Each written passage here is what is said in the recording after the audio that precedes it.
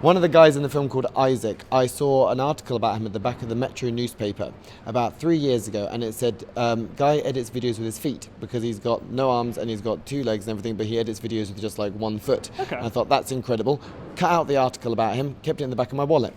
Forgot all about it for a year, changed over wallets, found this picture of him, and I was like, oh my God. So I contacted the guy on Facebook, went to meet him for a tea, did a bit of filming with him, and he told me about skiing.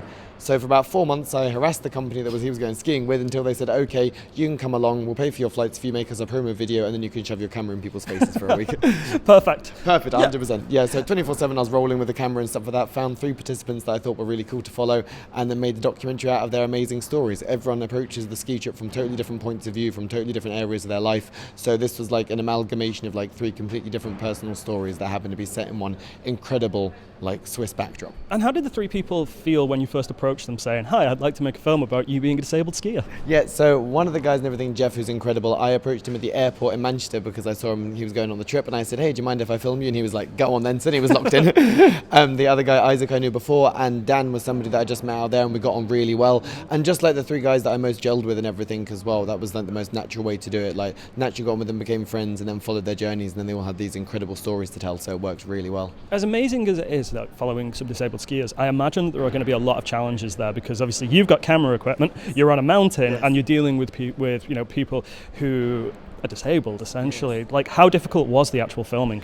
The actual filming itself was quite difficult because I can't ski. I have literally no ability to ski. I can barely even go up a steady incline without tumbling. So I have no skill in being anything apart from on this level grounding. So what I did was I managed to get people like volunteers and stuff that were there and just fit them with GoPros and send them up the mountain with these guys. And there's people I met, I just like gave GoPros to and then got the footage at the end of the week.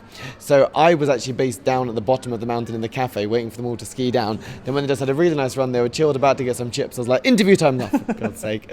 So over a week I did that. But that must have been like quite difficult. Was when you were working through the GoPro footage, did you find things that necessarily you didn't realise about them or anything like that? So I found a lot through the GoPro footage of stuff that I didn't realise how they actually do it. So I had no idea because I can't see them actually skiing, but the amount of concentration, the amount of like weight distribution and just the sheer mental exhaustion of keeping yourself balanced on like a single pod sit ski is hugely intense for anyone, able-bodied or disabled-bodied. So I've realised just like how much endurance and how much effort actually goes into like mobilizing yourself down those mountains. And then the actual filming itself at the bottom was freezing. That was my only qualm, was the freeziness, because I was standing there obviously just like shaking the whole time, like nursing a hot chocolate, which is like 48 quid in Switzerland. So I was just sort of sat there waiting for them to come down and filming them, and then filming back at the hotel as well. James, what do you hope people who see the film today feel when they leave the theatre?